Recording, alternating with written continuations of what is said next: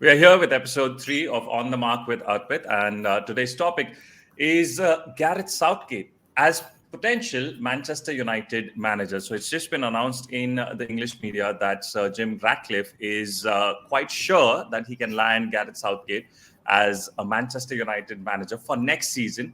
Mark Seagraves is here with me. Mark, first reactions to that news?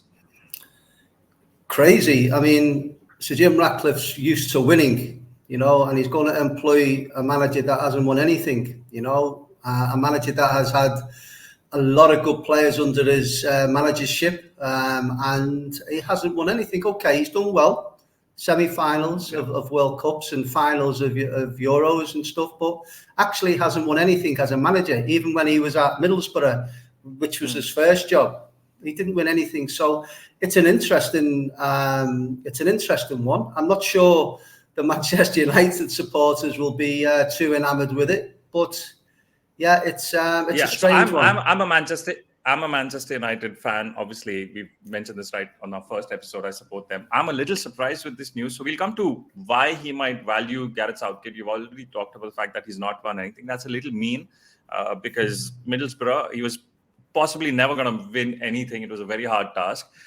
England, they've had the best years. Most England managers haven't won anything. But just the timing of it, let's start with that, Mark. We just had the buzz of the Manchester United-Liverpool quarterfinal.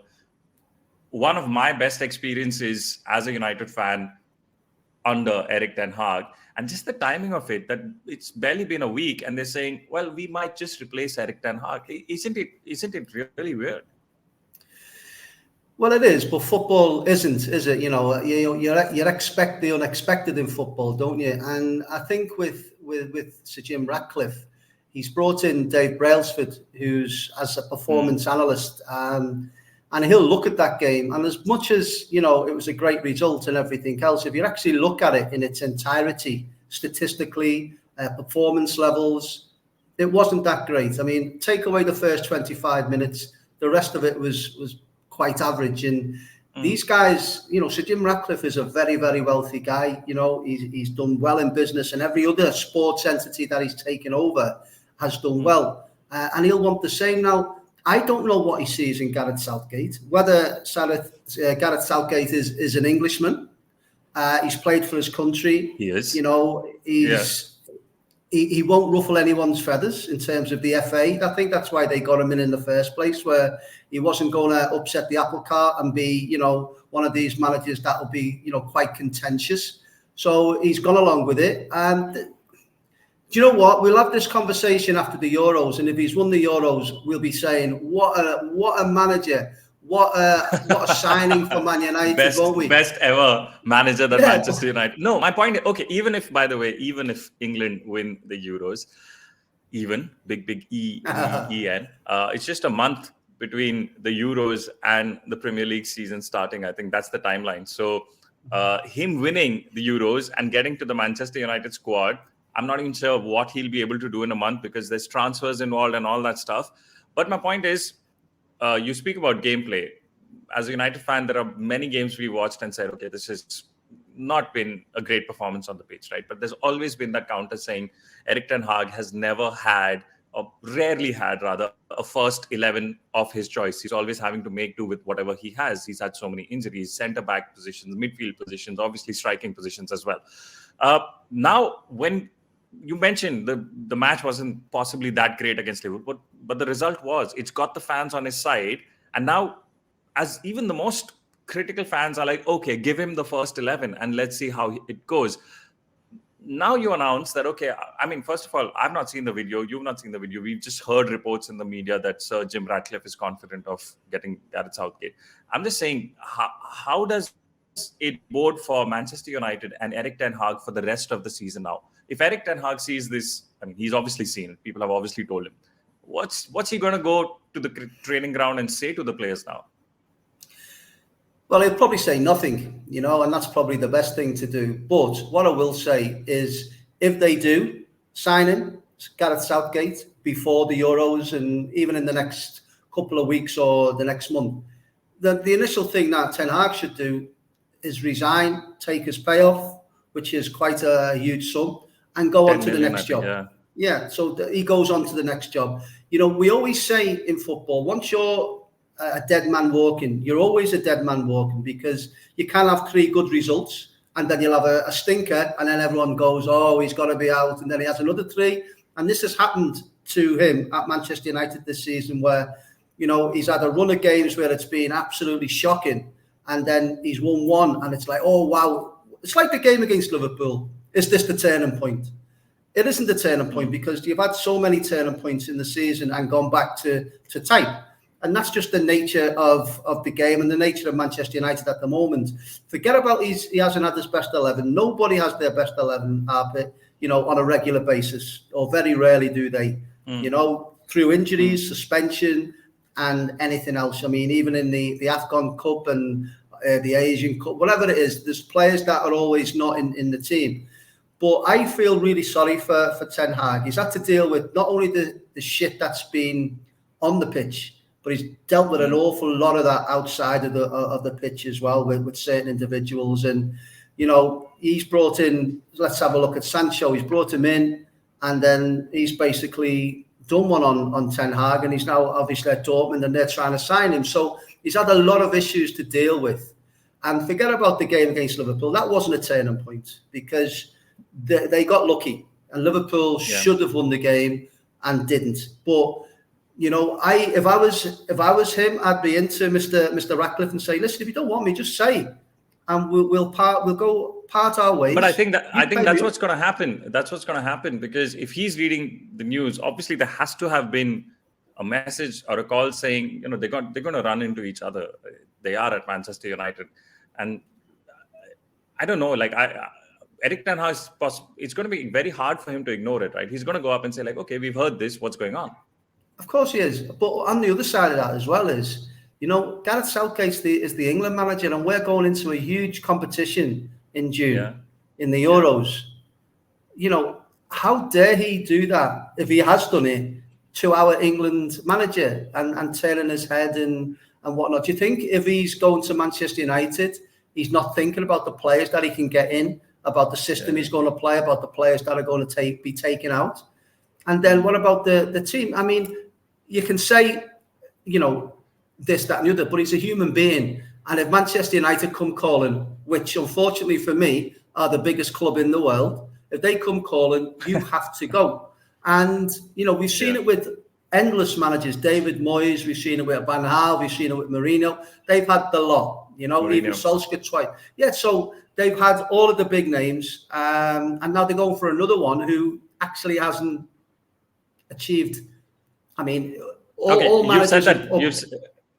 You said that a couple of times. But all managers and players, when they look at their career, it's all about what they've won, not what's in the bank. Okay. It's about what they've achieved and what. This is why we have a go at Harry Kane, who hasn't won anything for a player. So it's all about that at the end of the day. And for Manchester United to go out and get someone, and he's not a rookie. He's not like a 35-year-old who hasn't got that experience. Yeah. So it's an interesting one for me. Okay, so he's not won anything. You've said that a few times. I'm not going to make any references to your trophy cabinet or mine in this one. I'm just going to talk about the fact what he has done with England. You're saying it's still not good enough to be considered as one of the managers for Manchester United. Now we're just focusing on Gareth Southgate and what he's done. You know, just in terms of being an England manager, 4th longest serving right now. He's going to go up that list as the Euros go along, and some great names who've been there long ago in there. You know, we've seen this England manager position be very volatile at times. You know, people go out after one game as well. Sam Allardyce. World Cup 2018 semi-final, Nations League 3rd, Euros final, heartbreaking loss to Italy, and World Cup 2022 quarterfinal, which seems like a bit of a dip. I know, Mark, you're saying England haven't won anything, and you know, but are you as an Englishman, have you raised your expectations because of what Gareth Southgate has done? Have you now considered, you know, we should be winning, and forgotten all those previous managers who didn't have a record like him? Well, I will say from 2018, I was excited. You know, in the World Cup, we played some great football early on in the tournament, and then he reverted to type towards the end. You know, it was about not getting beat as opposed to going out and winning. And they got to the semi-final, and we're all thinking, brilliant, we've got a great squad of players. Let's go on to the next. Now, I'm going to ask you a question. Who finished third in the last 100 meters Olympics? You won't have a clue. Yeah, okay. Yeah, okay. So we're all about winners and winning. And, you know, it's not like he hasn't had the tools to win something. And even the game against Italy, you know, where they got beat in the final. That again, we went 1-0 up and we should have really went at them, and he gone back to type and started trying to not lose the game. They scored, and obviously, you know, what happened at the end. But I think for Manchester United, I mean, I don't know who there is out there right now. You know, you've had all of them. You've had your Mourinhos. I mean, what do? They go out and get, who is that? I mean, Jurgen Klopp would be great for you. You know, he's never coming to Manchester United. But what I'm saying is he's going to bring that brand of football to you. Can you imagine Southgate being manager for Manchester United and being very, very defensive? No, you know, I would not. Yeah, I don't think you've changed your tune a little bit, though. I don't get upset with me, because you were liking it as an English fan until the results were going your way. I remember you had quite an argument in our studios, in our Euro studios, about if the system is working, don't break it right now. It's okay if he doesn't attack. And you remember who you were having this argument with, and in terms of them saying England should attack more. Look at all the players that they have. Chung, yeah, I know, yeah, absolutely. Yeah. But do you know, again, it's all about. Do you know if he'd have won that game 1-0? Yeah, we would have not. Yeah, I was happy as Larry. But when it doesn't happen, then you've got to take all of this criticism, because Liverpool, England don't or do not have mediocre players. They've got players of world-class ability all over the park. So why not go out and play against a team that's probably lesser in terms of quality, and go out and win 2 and 3 and 4 and 5, instead of going 1-0 up and trying to, we went 1-0 up early in that game, and he changed it. He changed the whole dynamic of the game. So I'm looking at what you lads say, supporters, you want attractive. That's why the game against Liverpool was great, because it was back and forward and it was great. You scored 4 goals and all the rest of it. But under Southgate, I don't think that would have ever happened, because it would have been a lot more defensive. It doesn't matter to me about Manchester United whether they have Gareth Southgate or they have me in charge. It doesn't really matter.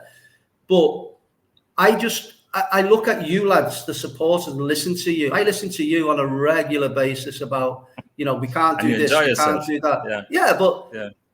But we need a manager to come in and really revamp. I thought Erik ten Hag would have been great because of the way he was at Ajax and stuff like that. It was very fluid but I don't know. It's a weird club, Man United, because it's the biggest. And as a player or as a manager, if you don't start on the right foot, it's a hard task to come back. Anthony hasn't, and it's really tough for him. Sancho didn't, and it was really tough for him. Managers have come and gone, and it's been really tough for them.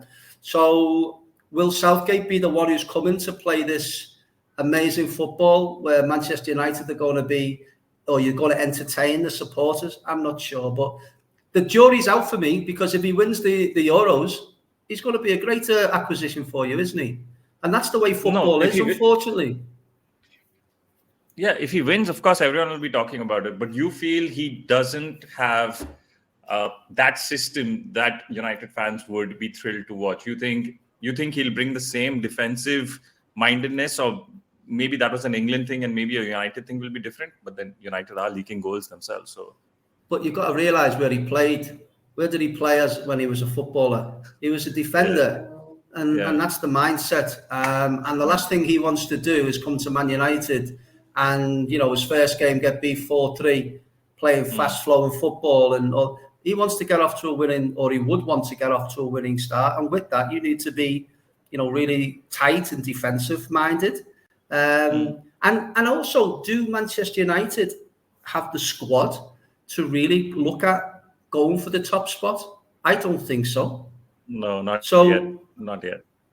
is Sir Jim Ratcliffe, who with Brailsford is now cutting 20% of the footballing staff, are they going to go out and shell out hundreds and hundreds of millions like they've already done before?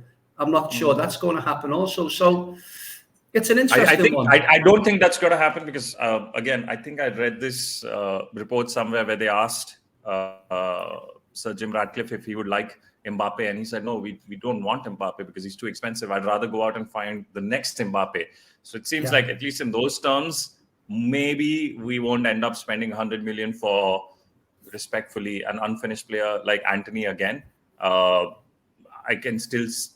never saw why, and I wish we had started this podcast back then, because now it sounds like in hindsight, I never thought Sancho was a good buy. But when we were going out and spending money on Sancho, I said, this makes no sense. But okay, so United don't have the squad right now to compete. Gareth Southgate has a system that doesn't apply to the kinds that Manchester United fans would probably like to see. But what does this do to England as well? That was a good question that I think we just didn't address. England are going into one of the biggest tournaments, and I say one of the biggest because they've been so close and missed out on winning it. So this, realistically, I feel is a chance to get a trophy to end that long, long wait. And before that, this announcement comes. Now, if you're a player in that squad, Mark, and you've been close to, the England seniors, you've obviously been in the junior side in those.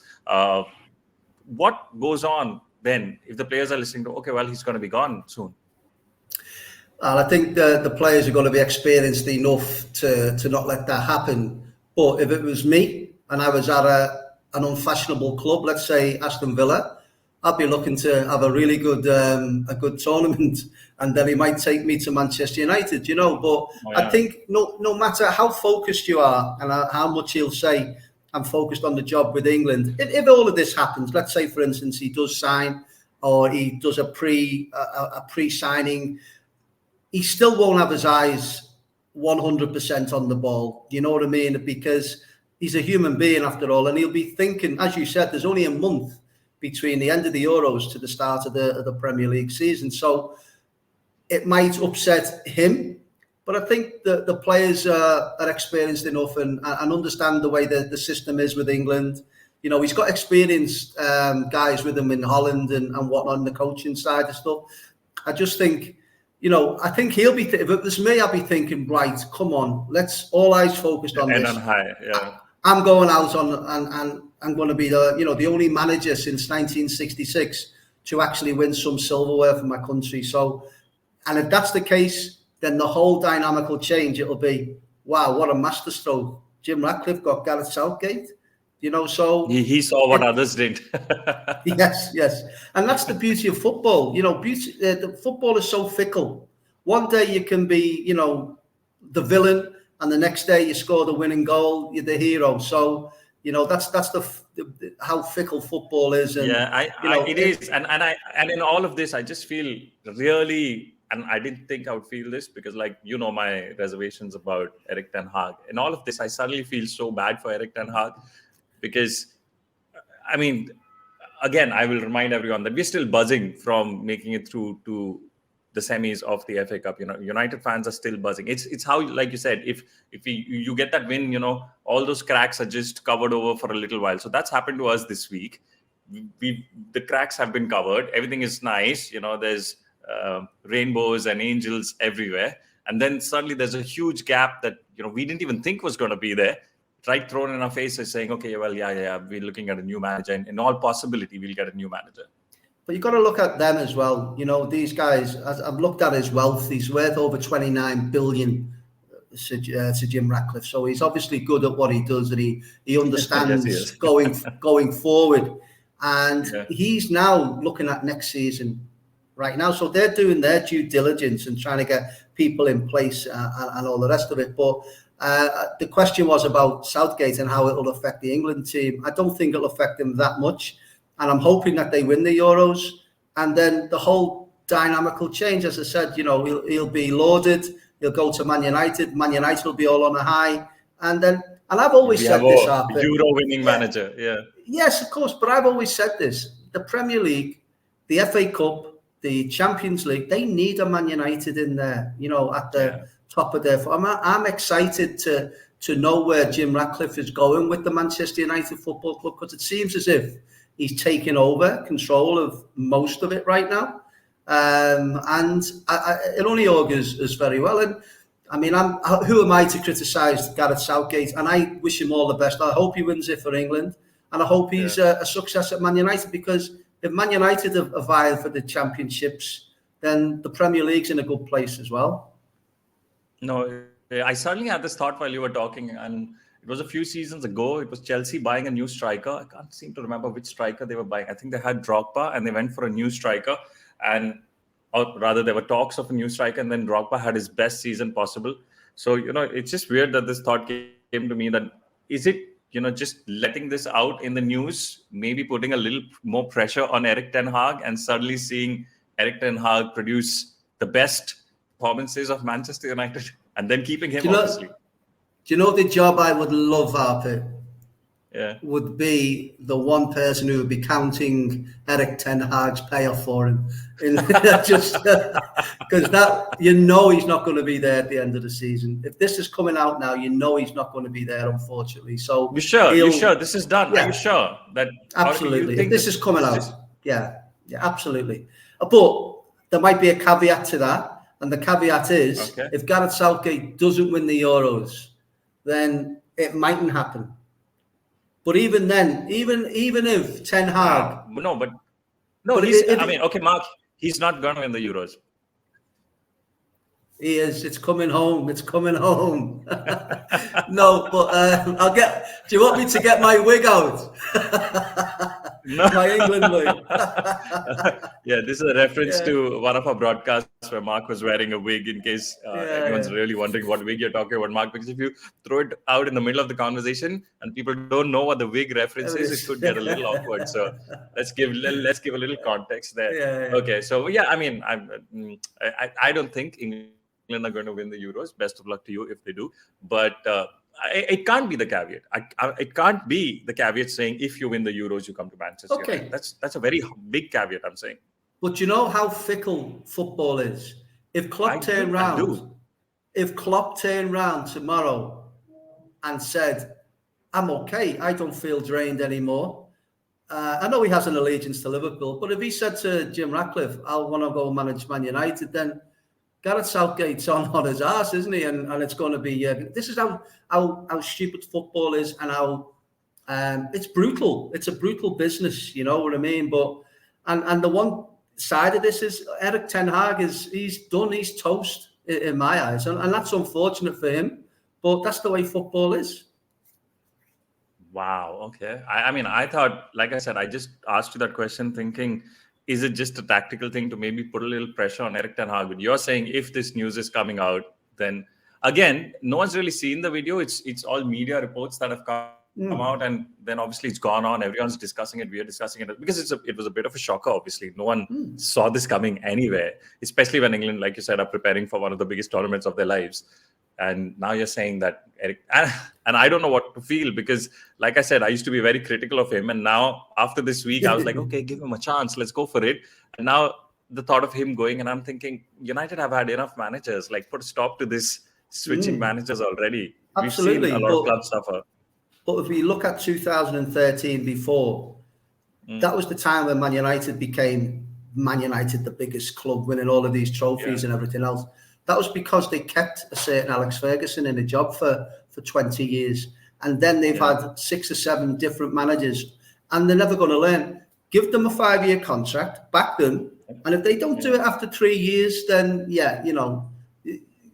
take a look at the situation. But all this has done, if I was at Erik ten Hag, I'd be thinking they're undermining my position completely now. So I would be now looking, I'd be saying to my agent, right, if this is going to go the way, let's look for another one right now. And that's the way football is. Barcelona looking for managers. He won't resign, though. You know what you said? He won't resign, because I think if he resigns, he doesn't get the payoff. So I think he has to wait for them to fire him. Well, if you can resign, and again, we've used the word caveat. The caveat would be, I'll resign, but you pay me what I'm due. Pay You know me. what I mean? Or you pay me a Wow. certain amount. So yeah, it's great to be a manager. It's great to be a footballer because it's a merry-go-round.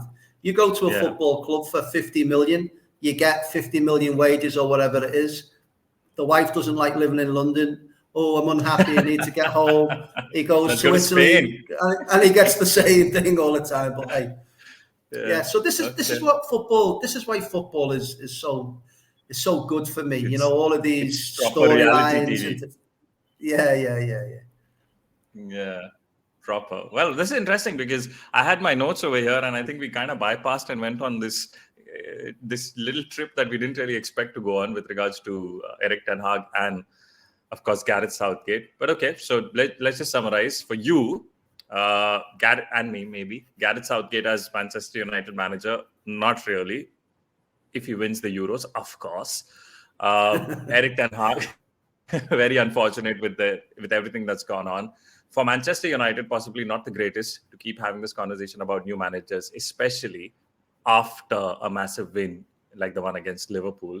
And for England as well, not the most ideal preparation going into the Euros. I think that's the summary that I have. Mark, do you want to add to it in any form? No, you've hit it on the head, and you know tomorrow it'll be a different story again.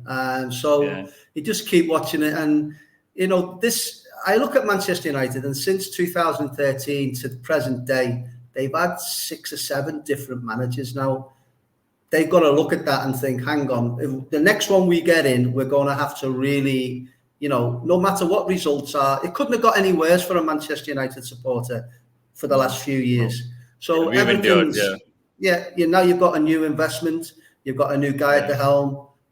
So, you know, I think it's good, but they've either got to stick with Ten Hag, or the next guy that comes in, they've got to give him the reins. And you lads, you guys, the supporters have to understand that it's not going to happen overnight. You're not going to go from a 5th place team, a 6th place team to a championship team in 12 months, you know, so you've got to be patient as well. I know. Unless you're Leicester, but yeah, I know. We've sort of understood it, but then every time we understand it, it seems like someone else makes the decision, and Dan Ashworth and, you know, everyone in there, Dave Brailsford, Ford, like you said, and Sir Jim Ratcliffe are obviously thinking something else. And credit to them, like you said, Mark, without feeling too bad for ourselves, they're more successful than we are. So probably have a leveler head on their shoulders. So let's see how this goes. And every turn the story takes, good for us. We'll have more content to create, Mark. So that's about it on this one, episode 3. On Gareth Southgate as Manchester United manager. For anyone who watches, you can definitely comment and let us know what you think. And over the course of maybe this story unfolding, we'll probably try and get some United fans in there as well. Thank you for watching.